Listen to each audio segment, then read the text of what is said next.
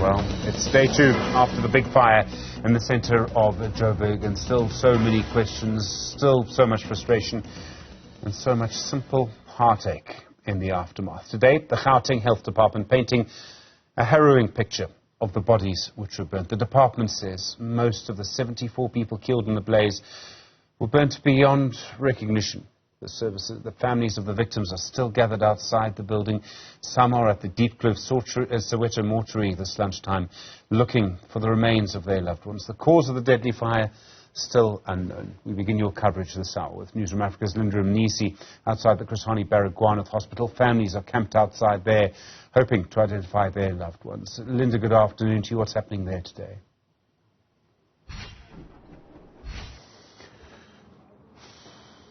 Well, Stephen, families continue to trickle into the Diplo Forensic Pathology Services. This is where all those bodies are housed. So remember, yesterday we were informed by the Gauteng Department of Health that they would be bringing these bodies here because they have enough storage for them, and will be starting the process of identifying. They've told us about the various ways in which these identifications will be taking place, one of which will be through DNA if the body, of course, is charred beyond recognition. I'm joined now by a family member who's literally just walked out right now, just concluded that process, and she'll give us a sense of what that experience was like. Sisingibonga isikhathi sakho, xolisa kakhulu ngokwehlele.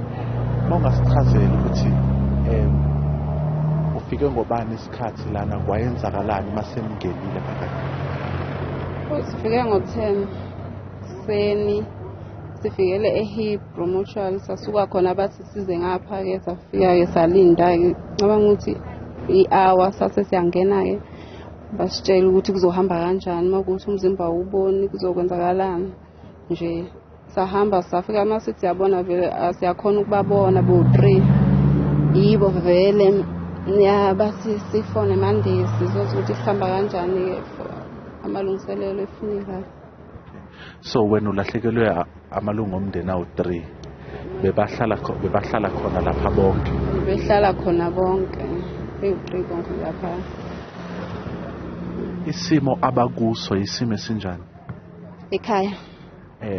If ama-family members wakho la uqeda ukwa-identify, bekulula ngezwe ukuthi wena ukwazile ukubabona? Ngikwazile ukubabona. Lo ka-2001 ngikhonile ukumbona ngoba yena akashanga kakhulu ushiye, mara uyakhona ukumbona ukuthi uye. Noma sibuka ama-picture siyabona ukuthi uye vele nje uye. Laba lo ka-96 ngiyambona vele ukuthi ibhodi yakhe ngiyayazi, nje amaphatha akhe ngiyawazi, bese waphatha ifoni yakhe-ke vele nawo sayibona exactly ibambile, ulele nawo so esifubeni kanje. Manje sibonile ngalokho. Phinda kwaba yilo omunye bakhonela ukumbona, kodwa mina bengingasekho ngoba ngihlulekile, angikhonanga nje, kodwa bambonile.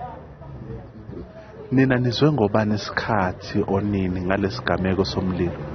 Mina ngizwa ngo-7 ekuseni because ifoni yami maybe silent, ngingayibonanga, ngaze ngezwa vele sekulethi cause ukuthi ngiphuthume ngifike khona lapha. Ngicabanga ukuthi bekowaboma-11 safika sahlala vele ingekho into esiyitholayo, sihleli ngaphandle sivalelwa, sikhona ukungena, sikhona ukubona nithi, sibona nje amaphoyisa, ama-ambulance nje, yonke lento asiboni lutho vele. After lapho-ke base kuyikhathi sebesitshela ukuthi siye kusiphi isibhedlela nakusiphi-ke, sahamba saqeda vele asithula.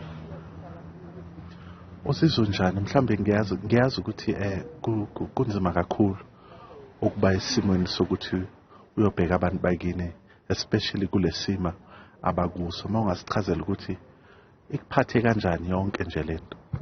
Hayi, kubuhlungu kakhulu, angifuni ukuqamba, kubuhlungu. Angazi mhlawumbe umqondo wami ulahlekile, angi-understand ukuthi kwenzakalani nje. Cela igama nesima? Shange Ntombifuthi. Ntombifuthi wakwaShange, ngibonge kakhulu isikhathi sakho siswami.